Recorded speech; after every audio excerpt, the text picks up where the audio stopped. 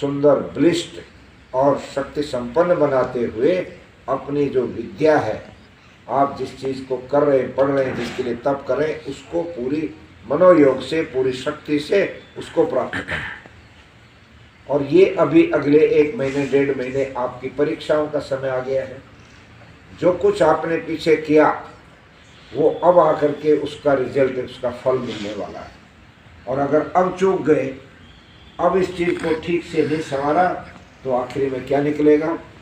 किसान सारे साल भर 6 महीने फसल को तैयार करता है, नलाई करता है, पानी देता है, कीड़ों को दूर भगाता है, सब तरह से सुरक्षित अपनी फसल को तैयार करता है, और ठीक समय पर अगर कोई ठीक ठाक संभाल ना हुई और कमी रह गई तो बाद में जो है बहुत बड़ा हानि भी हो जाती है।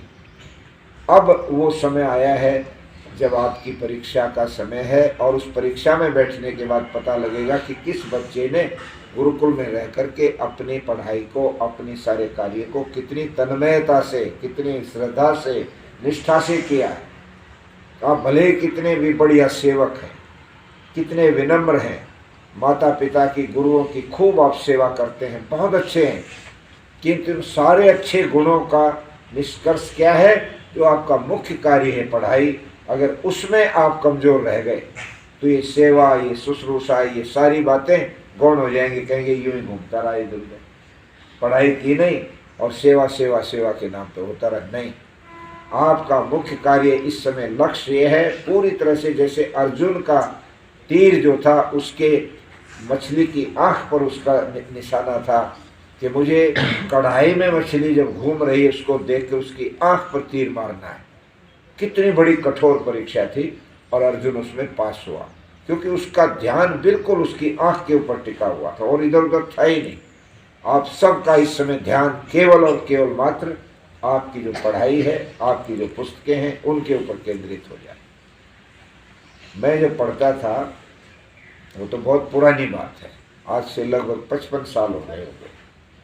आप लोगों ने तो उस समय ये धरती पर आने का कार्य नहीं किया था, बहुत बाद में आए आप तो इस संसार में, उस समय कहीं और दूसरे रूप में रहे होंगे। तो उस समय पढ़ाई जब परीक्षाओं का समय आता था तो 14-14, 16-16 घंटे हम पढ़ते थे। सुबह बैठ जाते और शाम के भोजन का समय होने से पहले अगर लघुशंका जाने की इच्छा हो गई तो चले गए, नहीं तो सुबह थोड़ा खा लिया और दिन में कुछ नहीं खाना, फिर पूरा दिन पढ़ना, याद करना, लिखना, फेंक देना रद्दी पे कागजों को, फिर पाठ याद करना, उनको रख दिया।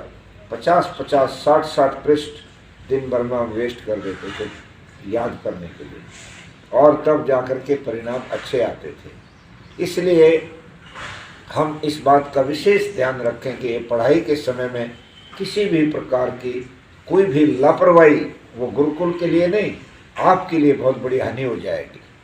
आपका ये इस समय ऐसा समय है, क्या हो गया आचार्य जी? हाथ में चोट, सर्दी की वजह से कर रहे थे। अच्छा, सर्दी में। तो आपसे मैं विशेष रूप से ये एक सलाह कह लीजिएगा, एक प्रेरणा कह लीजिएगा देना चाहता हूँ। अगले 1-1.5 महीना, क्योंकि जनवरी भी जा चुकी है, अब सर्दी भी कम होने लग जाएगी, क्योंकि मौसम बदलेगा। ये ऊंचा नीचा छोटा मोटा बरसात से कहीं एक आध जगह पहाड़ में बर्फ़ पड़ती है, उसके कारण से ठंडा आ जाता है, नहीं तो अब दिन भी गर्म होने लग जाएंगे, समय परिवर्तित हो जाएगा। तो अब आपको पूरा जागरूक होकर के पढ़ाई में जुट जाना है, मंड जाना है, और याद कर डालो अपने पाठों को। परीक्षा हमारी चाहे इंटरनल परीक्षा हो, चाहे बाहर से परीक्षा हो, कोई परवाह नहीं मुझे, मेरे सामने मेरी पढ़ाई का एकदम शीशे की तरह से है, जो प्रश्न आएगा उसका मैं जवाब दे करके दिखाऊंगा। ये आत्मविश्वास आपके अंदर आना चाहिए। ये कब आएगा? जब आप रात दिन एक कर देंगे पढ़ाई में। और इसमें जो आलसी बच्चा होगा वो अपने पैरों पर कुल्हाड़ी मारेगा और किसी का कुछ नहीं बिगाड़ेगा। माता पिता गुस्से में दो नाराज होकर रह जाएंगे कि निकम्मा है, पढ़ता है। थोड़ा बहुत कोई गुरुकुल वालों को भी कह देंगे गुरुकुल वालों ने ध्यान नहीं दिया, किंतु ये सब का सब आपको अपने ऊपर लेना है। आपको अपने शिक्षकों से, गुरुओं से खुद पूछना है बार बार कि मेरा ये पाठ कमज़ोर रह गया, इसके बारे में मुझे बताओ। उनको खुद आप मजबूर कर दो कि वो अगर वो भी कहीं आलस उदासीनता दिखावें तो आपका ये काम है कि आप उनके पीछे पड़ जाओ कि नहीं मेरा ये पाठ करा दो गुरुजी, मेरा ये अधूरा रह गया है। जो बच्चे अपने हित को, अपने भविष्य को, अपने लक्ष्य को केंद्रित करके और उस पढ़ाई को करते हैं, उसमें जिन जिन का भी सहयोग अपेक्षित है, गुरुओं का है और दूसरे साथियों का है, आपकी बड़ी कक्षा के बच्चे हैं उनसे पूछ लो। और देखो एक आपको तरीका बताता हूँ, आप दूसरे से सुनो। बच्चे पढ़ते हैं, पढ़ते पढ़ते ध्यान कहीं और भाग जाता है। आप यहाँ पढ़ रहे हो, किताब सामने है और गांव में चले जाते हो घूमने अपने बच्चों के साथ, गली में वहाँ घूम रहे मन से, शरीर यहाँ धरा हुआ है, किताब भी है, पाठ भी निकल गया, याद कुछ भी नहीं हुआ क्योंकि मन तो था नहीं। मन की एकाग्रता के लिए क्या है कि आप बैठो, कलम लेके अपने दूसरे साथी से कहो कि तू सुना, उसका सुनो, सुन करके जो पॉइंट्स आए उनको याद करके चले जाओ, फिर आप उनको सुनाओ। मैं कम से कम अपना अनुभव बताता हूँ, मैंने कंठस्थ तो बहुत कम किया ज़िंदगी में, किंतु मैं सुनने के बाद मैं पकड़ लेता था और अपने शब्दों में पूरा का पूरा पेपर बहुत अच्छे से मैं लिख लेता था। दूसरे के पॉइंट्स चाहिए मुझे जो लिखने के लिए। तो इस तरह से भी याद करने का एक तरीका होता है। और जिनका ध्यान बहुत एकाग्र है वो तो भाई किताब में पूरा ध्यान केंद्रित कर दें और पाठ को अपना जो है तैयार करें। प्रश्नों के उत्तर अपने आप प्रश्न बनाओ और उसके हेडिंग तय करो, उन हेडिंगों की व्याख्या करो, तो प्रश्न का उत्तर देखने वाला जो परीक्षक होगा, आपका एग्जामिनर होगा, वो कहेगा कि भाई बच्चे ने खुद अपने दिमाग से पूरी शक्ति लगा रखी है। गुरुजनों ने तो पढ़ा दिया, किंतु इसकी जो भाषा है लिखने की वो बता रही है कि इसका अपना भी इसमें एक मौलिक मतलब चिंतन काम कर रहा है। आप अपने तरीके से उसके उत्तर बना दीजिएगा। ये प्रतिभा आपके अंदर आनी चाहिए। अभी आपके ये जीवन की नींव है। इस यज्ञशाला की नींव में आप देख सकते हो, ये जो खंबे खड़े हैं इनके नीचे कितना गहरा सीमेंट, कंक्रीट, लोहा डाला हुआ है और उसके ऊपर फिर ये खड़ा हुआ भवन। जिस भवन की नींव कमजोर रह जाती है, जिस भवन की नींव में मिट्टी लगा दो और ऊपर बोझ ज़्यादा आ जाए तो वो गिर जाता है भवन, वो सुरक्षित नहीं होता। ये उम्र आपकी बहुत महत्वपूर्ण है। इस समय पूरे विचारों को पवित्र रखना, अपने शरीर को मजबूत बना करके रखना, बुद्धि को हमेशा तीव्र और सात्विक बना करके रखना और अपने लक्ष्य पर ध्यान केंद्रित बना के रखना, ये आपका कर्तव्य है। जो बच्चे ऐसा करेंगे वो जिंदगी में नाम पाएंगे। आज आप देखते हो टेलीविज़न पर कैसे कैसे छोटे छोटे बच्चे भी आते हैं। लोग ढूंढते हैं अखबारों वाले ऐसे बच्चों को जो प्रतिभावान है। कहाँ किस गांव में, किस गुरुकुल में, किस स्कूल में कोई बच्चा है, भाई उसका इंटरव्यू लेंगे, उसको जनाएंगे और सारी दुनिया उसको देखती है। लोग याद करते हैं फलाने गांव का एक बच्चा ऐसे धड़ाधड़ उसने प्रश्नों के उत्तर दे दिए। ऐसे बनो, ऐसे तेजस्वी बनो। मैं ये समझता हूँ कि अगला 1 महीना, और मैं आचार्य जी आ गए हैं, स्वामी जी महाराज जो प्रधान हैं गुरुकुल के वो हैं, ये हमारे यहाँ के संरक्षक आदि अध्यापक जी, मैं आपसे निवेदन करूँगा क्योंकि उत्सव भी आ रहा है। 25-26 नवंबर फरवरी को उत्सव रख रहे हैं ताकि हमारे इस गुरुकुल का वार्षिक उत्सव हो जाए। सब अभिभावक आपके माता पिताओं को सबको बोलो कि उत्सव में सब आए। अकेले पिताजी या माताजी ने आए, कहो कि सारे परिवार को लेके आना, ताकि हमारा जलसा हो रहा है तो हमारी भी वो प्रोग्राम तुम देखना। आप में से ऐसे बच्चे तैयार हों जो बढ़िया सुंदर व्याख्यान दे सकें ऋषि दयानंद की जीवनी पर।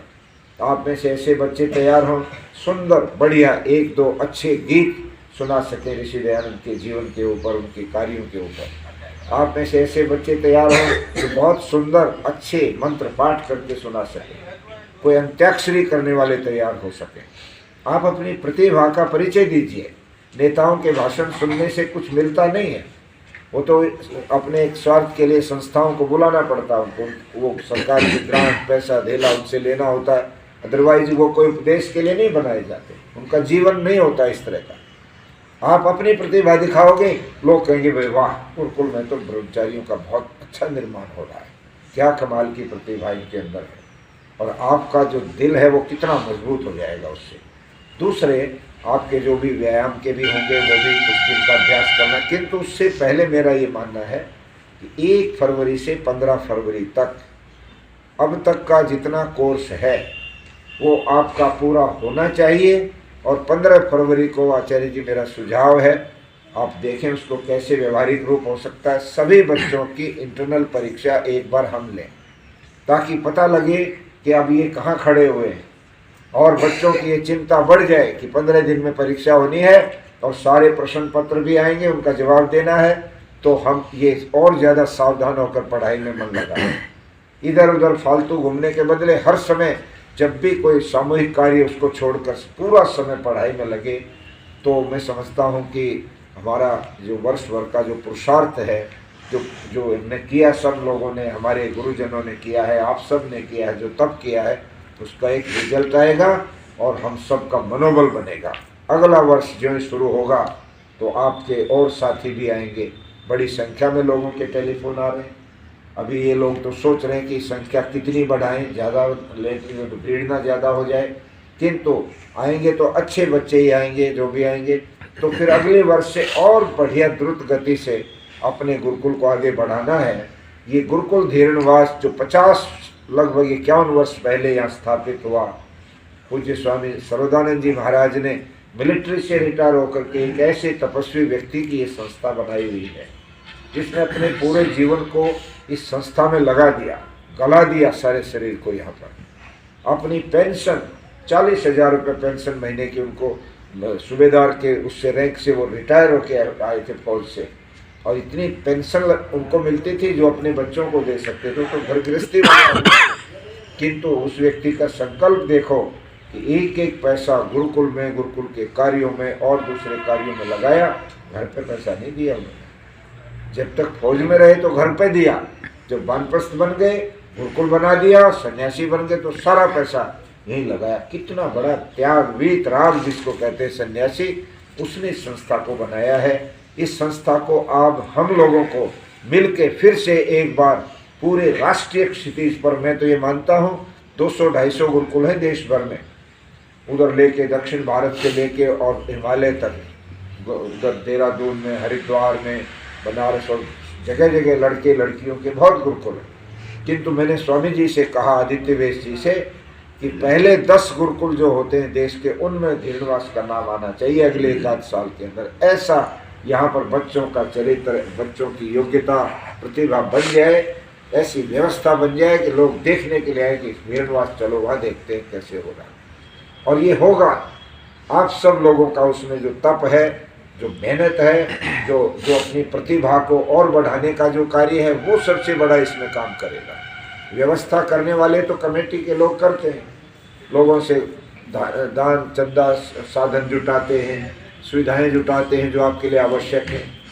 और आज के इस समय में आप लोग जो यहाँ पर दे रहे हैं जो खर्चा, आप जानते हैं कि आज कितना महंगा हो गया सब कुछ। बाहर ढाबे पर आदमी बैठ जाए रोटी खाने वाला, और 7-8 रोटी खा ले, दाल भी ले ले, एक आध सब्जी भी ले ले, तो वो 100 रुपये 125 रुपये से कम पे नहीं उठता। इतना महंगा हो गया खाना, एक टाइम का खाना। 40-40 रुपये की दाल की एक कटोरी देते हैं ढाबे वाले, 8-8 7-7 रुपये की एक रोटी देते हैं।